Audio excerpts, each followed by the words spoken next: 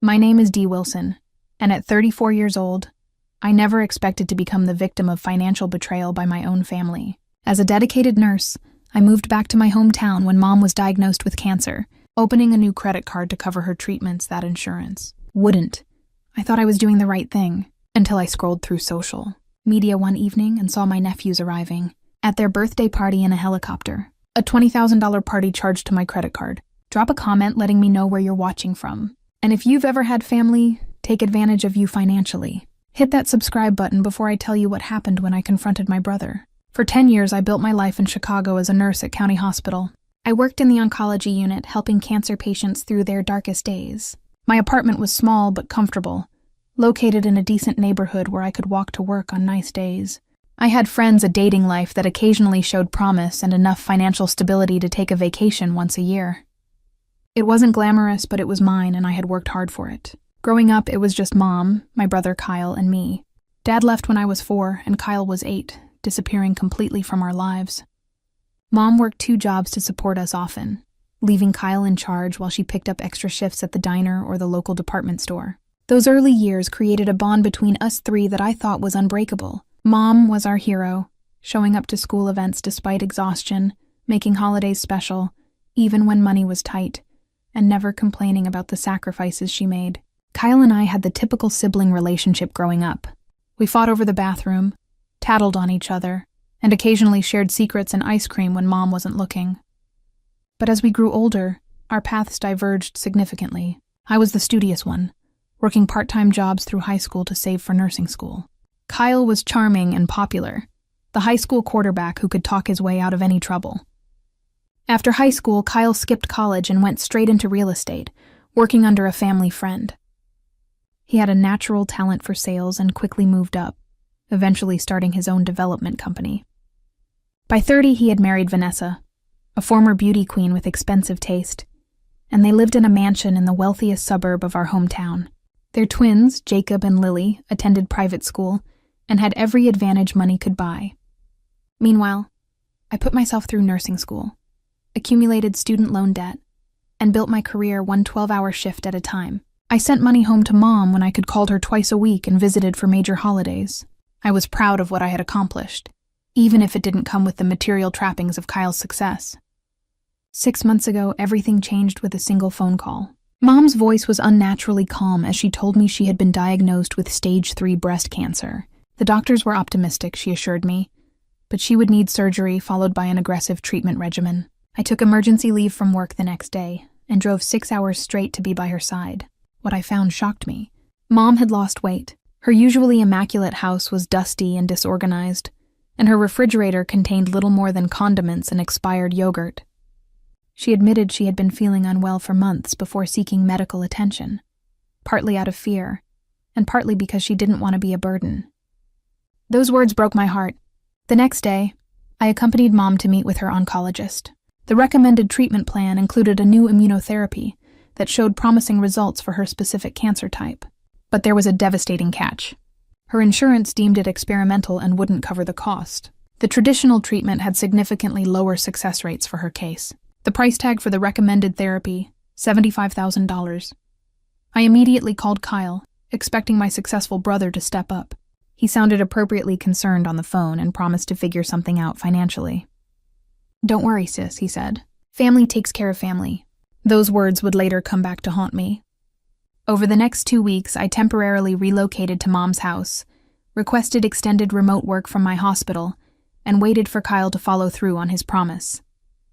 He visited once, bringing flowers and takeout, kissing Mom's forehead and assuring us both that he was working on the money thing. He mentioned cash flow issues with a new development project and asked for a little time to liquidate some investments. Meanwhile, I noticed his wife, Vanessa, posting photos of their new kitchen renovation on social media. Kyle himself shared pictures of a fishing trip on his new boat. When I gently asked about the treatment money during his rare visits, he would become defensive or change the subject. As Mom's condition deteriorated and treatment delays threatened her chances, I made a decision. I would open a new credit card specifically for her medical expenses. My credit score was excellent, and I qualified for a $25,000 limit. It wouldn't cover everything, but it would allow us to start treatment immediately while we figured out the rest. The morning I drove to the bank, my stomach was in knots. I had spent the previous night calculating and recalculating my finances. My savings account held $12,000 earmarked for eventually buying a small condo in Chicago. I had $18,000 in student loan debt, manageable with my current salary, but still a constant presence in my monthly budget. My apartment lease in Chicago had 6 months remaining, and I was paying rent while not even living there. Taking on potentially $25,000 in high-interest credit card debt would set me back years financially.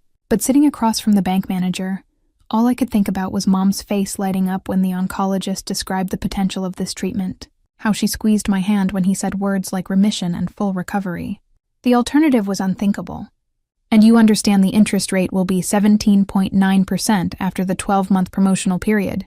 The manager asked, sliding the paperwork toward me.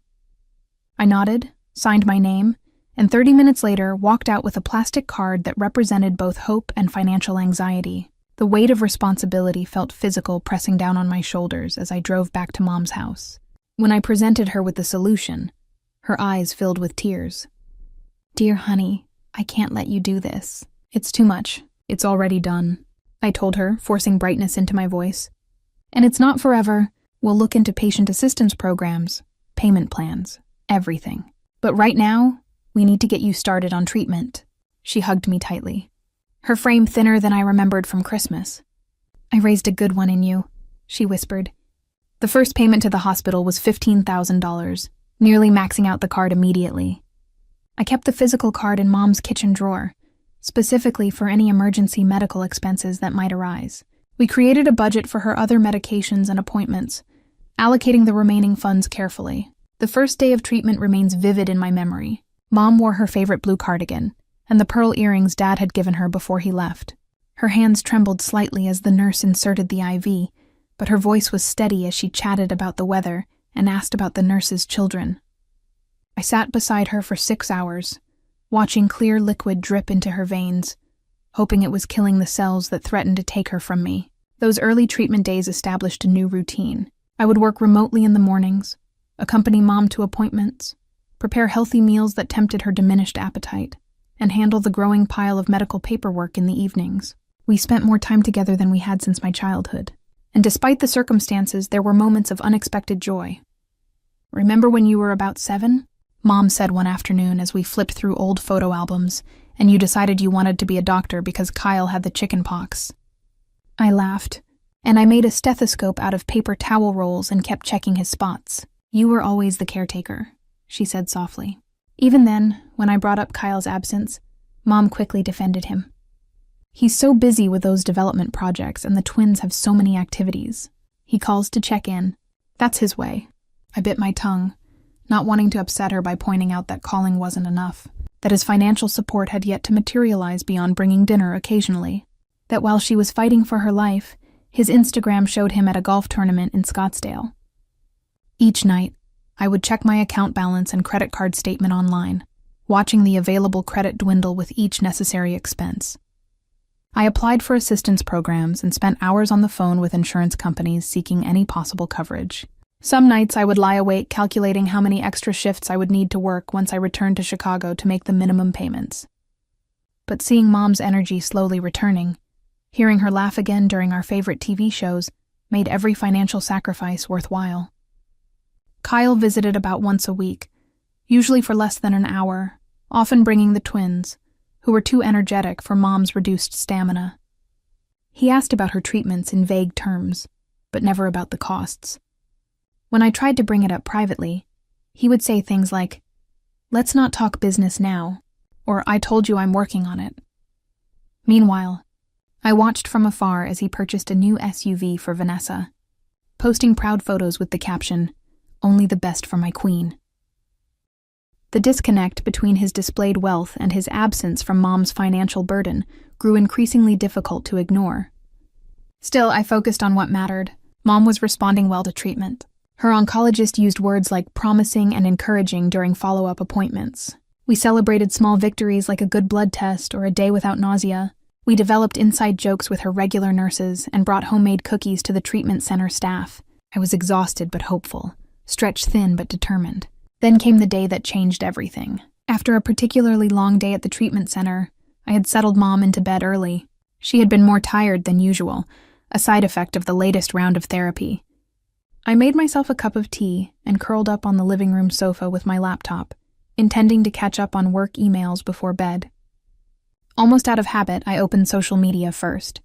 Scrolling mindlessly through my feed, I paused when I saw that Vanessa, my brother's wife, was live streaming an event. Curious about what warranted a live broadcast, I clicked on it, expecting perhaps a house tour or one of her usual fitness routines. The video opened with an aerial shot of their sprawling backyard, transformed into what looked like a professional carnival. A bouncy castle the size of my Chicago apartment dominated one corner. A cotton candy machine popcorn stand, and what appeared to be a hired ice cream truck lined the perimeter. Professional-looking performers in circus attire juggled and performed acrobatics, while dozens of children and adults watched in delight. But what made my hand freeze around my tea mug was the sight of a helicopter landing on their expansive lawn. The camera zoomed in as the door opened, and Jacob and Lily emerged wearing matching outfits that probably cost more than my monthly rent, waving like celebrities while the assembled guests applauded. "The birthday twins have arrived," Vanessa's voice narrated excitedly. "Nothing but the best for our 8-year-olds. The camera panned across the gathering, capturing snippets of conversation. I distinctly heard one guest say to another, "Can you believe they spent 20 grand on a kids' party?" The other replied, "That's Kyle for you. Go big or go home." My stomach lurched. $20,000 for a children's birthday party? While Mom's medical bills piled up, while I had leveraged my financial future to pay for her treatments, I felt physically ill. With shaking hands, I opened another browser tab and logged into my credit card account. The balance that should have been around $10,000, leaving some emergency cushion for Mom's care, now showed as $24,150, just $50 under the limit. I scrolled through the recent transactions in disbelief. There. It was $19,850 to Premier Party Planning. The charge had been made 3 days ago, while I was sitting with Mom during a particularly difficult treatment session. Below that were smaller charges I didn't recognize. $500 at a high-end department store, $300 at a wine shop, $200 at a specialty bakery, all made within the past week. The room seemed to spin around me. My credit card had been maxed out, not on Mom's life-saving treatment, but on helicopter rides and circus performers for 8-year-olds who already had everything. I immediately called the credit card company, my voice trembling as I reported potential fraud. The representative was sympathetic but confused. "The card was used in person, ma'am," she explained. "The chip was present and the correct PIN was entered. There's no indication of fraudulent activity from our security systems." "That's impossible," I insisted. "I have the card right here." I rushed to the kitchen drawer where I kept it, yanking it open. The envelope was there, but when I opened it, the card was gone. I hung up with the representative and sat at the kitchen table, my mind racing through possibilities. Had I misplaced it? Had Mom used it for something and forgotten to tell me, but she didn't know the PIN? As the pieces fell into place, a cold fury replaced my initial shock. Only one other person would have access to Mom's house, would know where we kept important documents, would potentially know or guess my PIN. Kyle. I watched the video again. This time, seeing it through different eyes. The extravagance wasn't just tasteless now. It was a personal betrayal. Every balloon, every performer, every second of that helicopter ride was paid for with money meant for our mother's cancer treatment. I sat alone at Mom's kitchen table until sunrise, cycling through disbelief, rage, heartbreak, and back again. By morning, I knew exactly what I needed to do. The next morning, I waited until Mom had taken her medications and settled in for her mid-M morning nap before quietly leaving the house. I drove the 20 minutes to Kyle and Vanessa's neighborhood, a gated community where homes started at 7 figures. I had only been to their house a handful of times since they moved in 3 years ago, always for obligatory holiday gatherings where Vanessa would give me the grand tour, pointing out new renovations or designer furniture pieces. The security guard at the entrance recognized me and waved me through with a smile. As I drove down the immaculate streets, I rehearsed what I would say, trying to find words that could possibly convey the magnitude of what Kyle had done. Their house came into view, a massive colonial with white columns and perfectly manicured landscaping. The circular driveway still contained evidence of yesterday's extravaganza. Workers were dismantling a stage area, and a rental truck was being loaded with folding chairs and tables. A large banner reading, "Happy 8th Birthday, Jacob and Lily," hung across the front of the garage. I parked and walked up to where Kyle was standing in the driveway, clipboard in hand, as he supervised the cleanup. He looked up as I approached, his expression shifting from surprise to an unconvincing smile. "Hey sis, what brings you by? How's Mom doing?" He acted as if everything was normal, as if he hadn't committed an act of betrayal that had kept me awake all night. "We need to talk," I said, my voice steadier than I expected. "Privately." His smile faltered slightly, but he maintained his casual demeanor. Sure. Let me just finish with the rental guys, and I'll be right with you. Now, Kyle." The steel in my voice caught his attention. He handed the clipboard to one of the workers and led me to the side of the house, away from the activity. "What's going on? Is it Mom? Is she okay?" There was genuine concern in his voice, which somehow made everything worse. "Mom is fine. No thanks to you." I pulled out my phone and showed him the credit card statement. "Want to explain this?" He glanced at the screen and I watched his face carefully.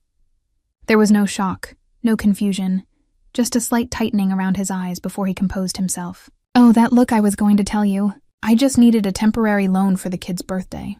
The timing was bad with some investments, and I knew you wouldn't miss it for a few weeks until I could pay you back. A temporary loan."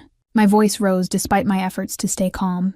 "You took my credit card without permission and spent $20,000 on a party while Mom is fighting for her life." Kyle shrugged. Actually shrugged as if we were discussing a borrowed lawnmower. "Family helps family, right? That's what you're always saying. The kids only turn 8 once, and we had already promised them this party months ago."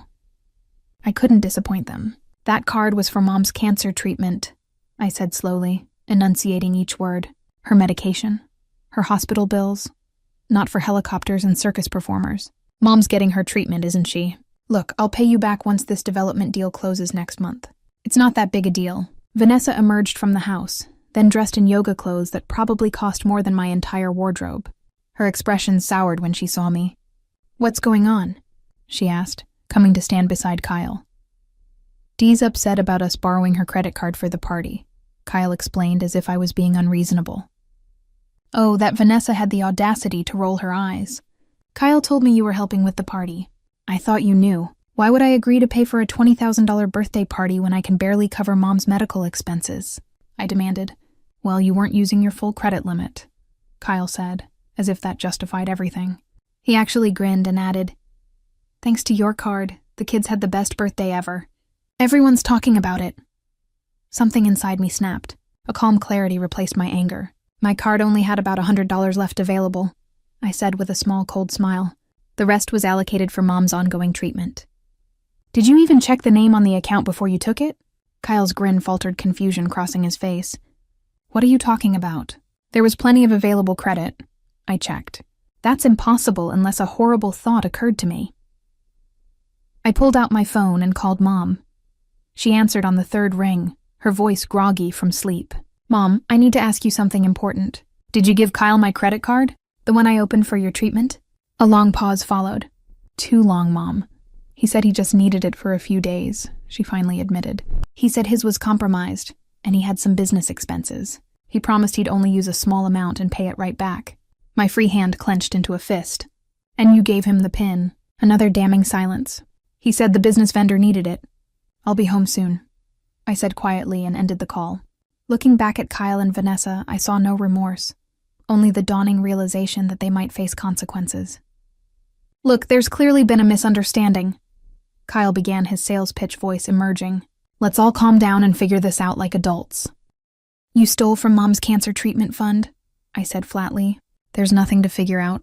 "I didn't steal anything," Kyle insisted, color rising in his face. "Mom gave me the card, and like I said, I'll pay it back." "When? With what money?" "The same money you've been promising for 6 months while buying new cars and renovating your kitchen." Vanessa stepped forward.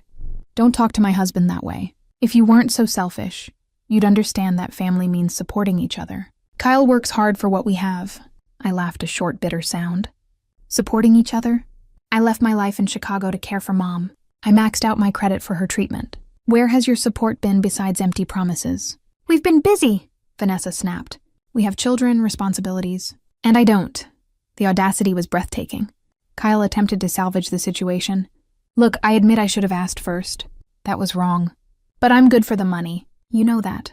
This development deal is going to be huge. Your promises mean nothing to me anymore, I said quietly. I'm going back to Mom's now. We'll discuss how you're going to fix this, but know this. If you don't make this right immediately, I'll be filing fraud charges. As I turned to leave, Vanessa called after me. You wouldn't do that to your own brother. I looked back at them standing in front of their mansion, surrounded by the remnants of their excessive celebration. Watch me. When I arrived back at Mom's house, I found her sitting at the kitchen table, nervously fidgeting with her teacup. The bank envelope that had contained my credit card lay in front of her. Her eyes were reddened, either from crying or fatigue from her treatment, possibly both. Dear honey, she began, her voice small. I'm so sorry. I should have asked you first. I sat across from her, emotionally exhausted. Why, Mom? Why would you give Kyle my card when you knew what it was for? She looked down at her hands. He came by last week when you were picking up my prescription. He said he had a cash flow problem with the business, that a big client payment was delayed. He only needed a temporary loan until the money came through. And you believed him after all the empty promises about helping with your treatment. He's always been good with money. Dee, ever since he was young. Remember how he started that lawn mowing business in high school? He's always landing on his feet. The familiar refrain hit a nerve. All my life, I had heard variations of Kyle is so good with money, or Kyle has such a head for business. Meanwhile, my more practical career choice and careful financial management were treated as less impressive. He spent almost $20,000 on a birthday party for the twins, I said flatly. A party with a helicopter, Mom, while you're rationing your pain medication because it's so expensive. Mom's eyes widened. 20,000? That can't be right. He said he just needed a little help with a business expense. I showed her my phone with the credit card statement. She put on her reading glasses with shaking hands and stared at the screen in disbelief. Oh my God, she whispered. I had no idea, Dee. If I had known, would it have made a difference? I asked, unable to keep the hurt from my voice. You've always trusted his judgment over mine. You've always made excuses for him. That's not fair, she protested weakly. I don't play favorites, really. When I was working 2 jobs to put myself through nursing school, you gave Kyle $5,000 to invest in his first real estate venture. Money from your retirement account that was different. It was an investment. Did he ever pay you back? Her silence was answer enough, and the $10,000 for his wedding and the down payment help for their first house. Have you kept track of how much you've given him over the years, while I've been completely self-sufficient? Tears filled her eyes. He's had different opportunities, different needs, and now I need you to understand how serious this is, I said, fighting to keep my voice even. That credit card was our safety net for your treatment. It's maxed out now. If you need additional medication, or if there are complications, or if the treatment needs to be extended, we have nothing. Before she could respond, the front door opened and Kyle walked in without knocking. He had changed into a suit his business armor. Mom, I need to talk to you about Dee's accusations, he announced, striding into the kitchen. Just like that, I was the villain in his narrative. They aren't accusations if they're true, I countered, standing up. The credit card statement doesn't lie. I told you I'll pay it back, Kyle insisted, turning to Mom.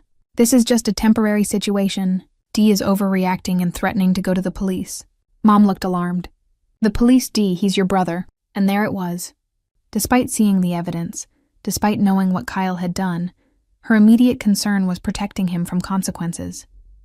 He committed fraud, I said. He took a credit card without permission and used it for unauthorized purchases. Mom gave me permission, Kyle argued. Tell her Mom. Mom looked trapped between us. I gave him the card. Yes, but I didn't know he was going to spend so much. I thought it was for a small business expense. See, it's a family misunderstanding, not fraud. Kyle pulled out a chair and sat down, taking control of the situation, as he'd done countless times before. Let's all calm down and have a rational conversation about this. What followed was one of the most painful family dinners of my life. Kyle ordered pizza, acting as if we were just having a normal family disagreement, rather than addressing a major betrayal. He outlined a repayment plan that would start as soon as the West Side development closes a project I'd been hearing about for over a year. I'll pay you back with interest, he promised smoothly. In the meantime, if Mom needs anything for her treatment, of course, I'll cover it with what I asked. Your cards are apparently maxed out too, or you wouldn't have needed mine. I have resources, he said vaguely. Lines of credit investors. Vanessa arrived halfway through dinner, bringing the twins, who immediately started complaining about being bored at Grandma's boring house. She sat beside Kyle, a united front. I think Dee is being selfish, she announced after hearing Kyle's version of events, making such a big deal about money when we're family. It's not about the money, I tried to explain.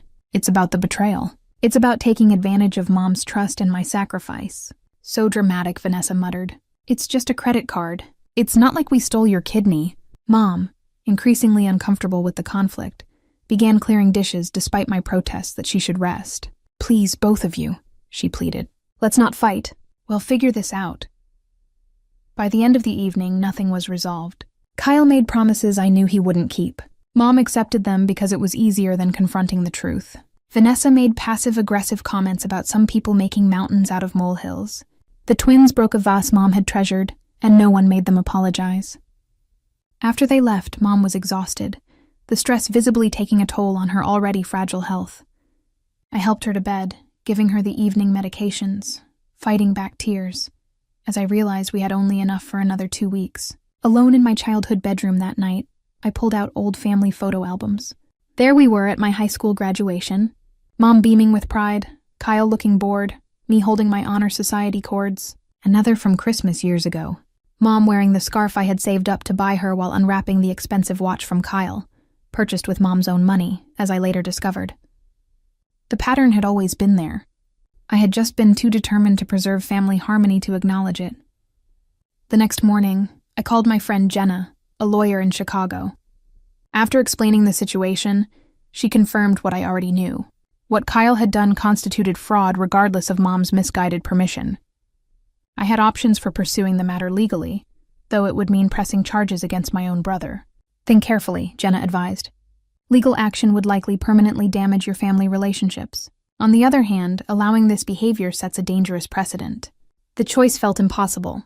Pursue justice or maintain peace for Mom's sake during her illness. But as I hung up, I realized there might be a third option, one that required me to finally stand up for myself in a way I never had before. The morning after my conversation with Jenna, I drove Mom to her treatment appointment. She was quiet during the drive, clearly still processing the previous day's revelations. In the treatment room, as the nurse set up the IV, I decided it was time for the conversation we should have had years ago. Mom, I began softly, I need to talk to you about something important. She looked up, anxiety crossing her face. If it's about Kyle and the credit card I called him this morning, he promised to figure something out. It's not just about the credit card, I said, taking her hand. It's about a pattern that's existed our whole lives. I need you to hear me, really hear me about how it feels to always come second to Kyle. Her instinct was to deny it immediately. I don't have a favorite. I love you both equally. Love isn't the issue, I clarified. It's about expectations, consequences, and support. Kyle has been allowed to take and take while I've been expected to give and give. The nurse finished setting up the IV and tactfully left us alone. In that sterile hospital room with the rhythmic beep of the monitor as background, I finally opened up about years of accumulated hurt, the different standards we were held to, the financial support freely given to Kyle while I worked multiple jobs, the constant excuses made for his behavior while I was expected to be the responsible one. When I bought you that bracelet for your birthday 2 years ago, you cried because I shouldn't have spent the money. But when Kyle bought you a similar one a month later, you praised him for being so generous, never questioning where the money came from. Mom's eyes filled with tears. I never realized. I never meant to make you feel less valued. I know you didn't do it consciously, I acknowledged. But it happened, and it's still happening. Even now, your first concern was protecting Kyle from consequences, not the fact that he took money meant for your cancer treatment. He's my son, she whispered. I worry about him. And I'm your daughter, I replied, who has been here every day, who put her life on hold to care for you, who went into debt to pay for your treatment. Don't I deserve the same concern? Something shifted in her expression. Then a recognition I had waited for all my life. Yes, she said simply. Yes, you do. She squeezed my hand, tears flowing freely now. I'm so sorry, Dee. I never saw it clearly until now. It wasn't an immediate fix for years of inequality, but it was a start, an acknowledgement that meant more than I could express. We spent the rest of the treatment session talking honestly, sometimes painfully, about family dynamics I had previously accepted as unchangeable. Meanwhile, Kyle was busy trying to control the narrative. Throughout the day, various family members called me Aunt Susan, suggesting I was overreacting Cousin Jack, offering to mediate the dispute. Even Mom's sister Linda implying that pressing the issue might worsen Mom's condition. Kyle had been making calls, spinning the story to make himself the victim of my unreasonableness. Instead of engaging with his proxies, I took direct action. First, I visited the bank where I had opened the credit card, explaining the situation to the manager. To my surprise, he was not shocked. Unfortunately, financial exploitation within families is more common than people realize, he explained, helping me file the necessary paperwork to dispute the charges and initiating a fraud investigation.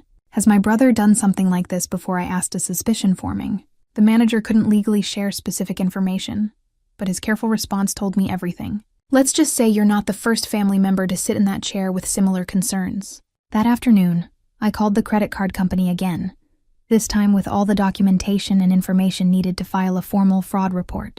The representative was sympathetic and professional, explaining the investigation process and what would happen next. Even though your mother gave him the card, she did not authorize the specific purchases or amount the representative confirmed, and you as the primary account holder certainly didn't. We'll begin investigating immediately. When Kyle found out what I had done, his response was predictable. First came angry phone calls, then threats about what this will do to Mom, finally escalating to showing up at Mom's house red-faced and indignant. How could you do this to me? He demanded, pacing the living room. Do you know what fraud charges could do to my business reputation? To my real estate license? You should have thought of that before you spent $20,000 on a children's party using a card meant for Mom's cancer treatment, I replied, remaining calm despite his attempt to intimidate me.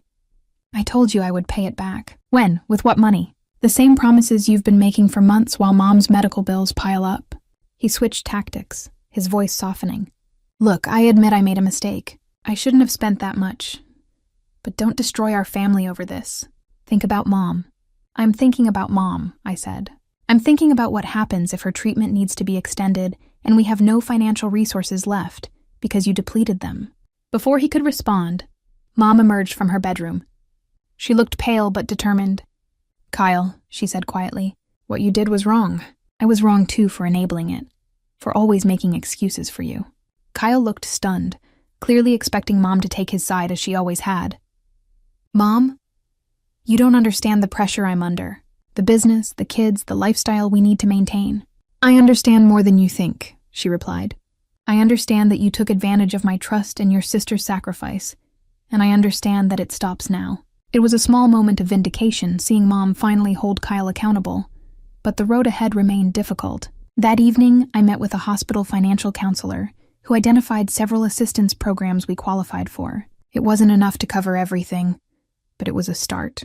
Through social media, I discovered I wasn't Kyle's only victim. Our cousin Rachel messaged me privately after seeing a vague post I made about financial boundaries. She shared that Kyle had borrowed $10,000 from her husband's business account 3 years ago, promising to return it with interest for a guaranteed investment opportunity. They were still waiting. Aunt Patricia, Mom's older sister, called after hearing about the situation. Your brother borrowed against your mother's house 2 years ago. She revealed he convinced her to take out a home equity line of credit for one of his developments. That's why she had no savings when she got sick. The pieces of the puzzle were finally coming together. Kyle hadn't just betrayed me. He had been systematically exploiting our entire family for years, using charm and manipulation to avoid consequences. With this new information, I began building a support network outside my immediate family. Aunt Patricia offered to help with some medical expenses. Rachel and her husband provided meals and transportation to appointments. Even my boss in Chicago arranged for me to work remotely for as long as necessary, removing one source of stress. For the first time, I was standing firmly in my truth without worrying about keeping the peace or protecting Kyle from the consequences of his actions. The relief was palpable, like putting down a heavy burden I had carried for decades. Kyle made several attempts to regain control, from sending expensive flower arrangements to Mom's house, which we donated to the hospital, to showing up with the twins to cheer up Grandma. A transparent attempt to use the children as emotional leverage. But with each manipulation tactic, his power diminished. The most surprising development came when Vanessa reached out to me privately. We met at a coffee shop halfway between our homes, where she revealed cracks in her perfect life facade. I didn't know about the credit card, she admitted, looking genuinely distressed. I knew we had money problems, but Kyle always says it's temporary, just until the next deal closes. She twisted her wedding ring nervously. There's always a next deal. Has he taken money from your family too? I asked gently. She nodded, eyes downcast. My parents' retirement fund. $300,000 2 years ago. They still don't know it's gone. Her voice broke. I don't know who he is anymore. It was a painful reminder that Kyle's behavior had created multiple victims, including his own wife and children. As much as I had resented Vanessa's attitude, I now saw her as another person caught in Kyle's web of financial manipulation. As weeks passed, I held firm to my boundaries, ignoring the flying monkeys Kyle sent to make me feel guilty, and standing by the fraud investigation, despite family pressure to drop it. For perhaps the first time in my life, I prioritized my own well-being and financial security alongside Mom's health. 3 months after discovering Kyle's betrayal, much had changed. Mom's oncologist delivered the news we had been praying for. The treatment was working better than expected. Her cancer was responding with the latest scans showing significant tumor reduction. We celebrated with a small dinner at her favorite restaurant, just the two of us, a quiet acknowledgement of the battle she was winning. The credit card company's fraud investigation concluded in my favor. The charges for the party and associated expenses were reversed, restoring my available credit for Mom's ongoing care. Kyle faced no criminal charges as I ultimately decided not to press them, but the financial institution banned him from any future accounts and reported the incident to credit bureaus. Kyle's carefully constructed image had suffered significant damage. Word spread through family and business circles about his financial misdeeds. Several investors pulled out of his current development project, citing trust issues. For the first time in his adult life, he faced real consequences for his actions. Mom's perspective had undergone the most profound transformation. After our heart-to-heart in the treatment room, she began therapy sessions at my suggestion, working through patterns of enabling behavior that had characterized her relationship with Kyle. She acknowledged her role in creating the imbalance between us and made conscious efforts to correct it. I always thought I was helping him by making things easier, she confessed during one of our evening talks. But I was just teaching him that he never had to face consequences. One rainy Tuesday, she handed me an envelope. Inside was a check for $5,000. Mom, what's this? You can't afford this. It's from my insurance company, she explained. They finally approved partial coverage for the immunotherapy. It's not much compared to what you've spent, but it's a start. What moved me wasn't the money itself, but the fact that she had pursued the insurance claim independently, making dozens of calls and filing appeals without telling me, determined to contribute to her own care rather than relying solely on me. We established clear new boundaries with Kyle. He was welcome to visit Mom, but financial discussions were off limits. He could not be alone in her house, and all communication about her care went through me. These boundaries were met with initial resistance, but eventual grudging acceptance as he realized his usual tactics no longer worked. In a surprising turn of events, Kyle began seeing a therapist at Vanessa's insistence. Whether it was genuine self-improvement or an attempt to salvage his marriage remained unclear, but it was a step in the right direction. The twins continued their weekly visits, with Mom bringing drawings and stories from school rather than tales of extravagance. As for me, I faced a decision about my future. My leave of absence from the Chicago hospital was ending, requiring me to either return or resign permanently. Mom's improving health meant she needed less day-to-day assistance, but the thought of being 6 hours away if she had a setback filled me with anxiety. The solution came unexpectedly. The oncology unit at our local hospital had an opening for an experienced nurse. The position offered slightly less pay than my Chicago job, but would allow me to remain close to Mom while resuming my career. After much consideration, I accepted the offer, finding an affordable apartment just 15 minutes from Mom's house. Financial recovery would take time. The reversed credit card charges helped, but I had depleted most of my savings during the months of caring for Mom. I created a strict budget and repayment plan, accepting that my dream of home ownership would be delayed by several years. Still, watching Mom grow stronger each day made every sacrifice worthwhile. The extended family rallied in ways I hadn't anticipated. Aunt Patricia organized a schedule of relatives to help with Mom's transportation to appointments. Cousins took turns bringing meals and handling yard work. What had begun as a crisis had transformed into a community of support, revealing strengths in our family network I had never fully appreciated. Our first family gathering after the incident was Thanksgiving. The tension was palpable as Kyle, Vanessa, and the twins arrived at Mom's house. Kyle had lost weight, the strain of recent months evident in new lines around his eyes. Vanessa was quieter, less focused on appearances. The twins, blissfully unaware of adult complications, provided welcome distraction with their energy and chatter.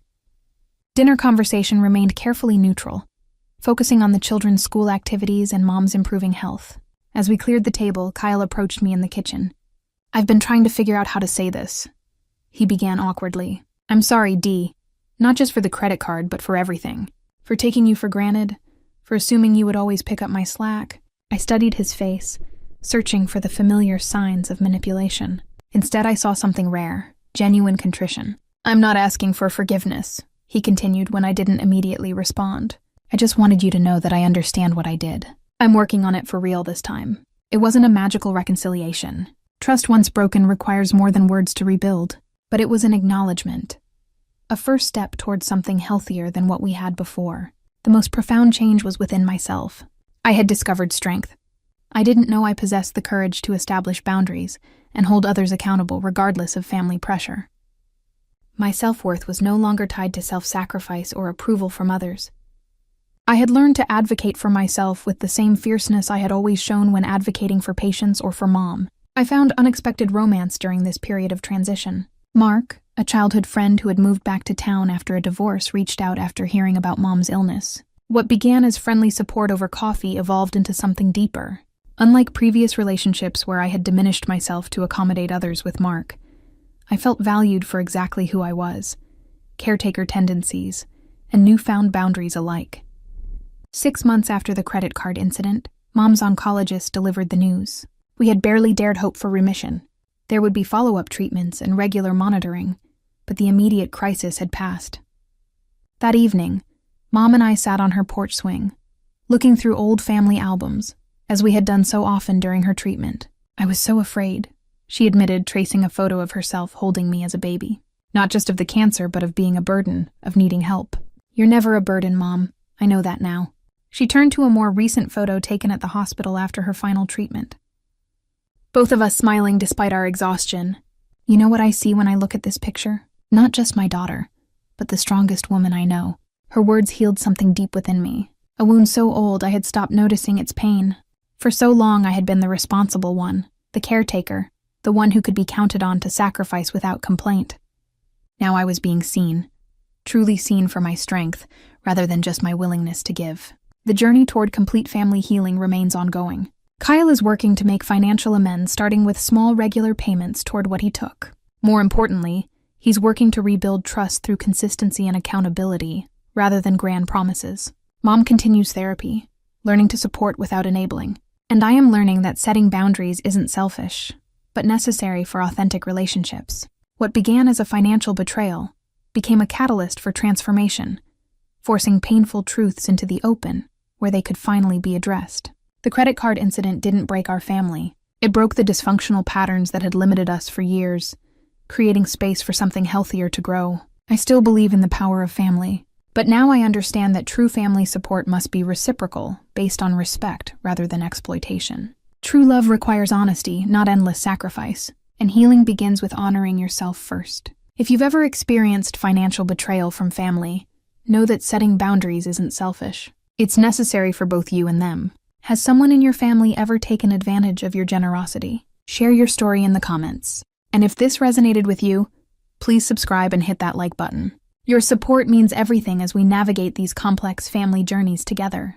Thank you for listening to my story, and remember, sometimes the most loving thing you can do is say no. Music.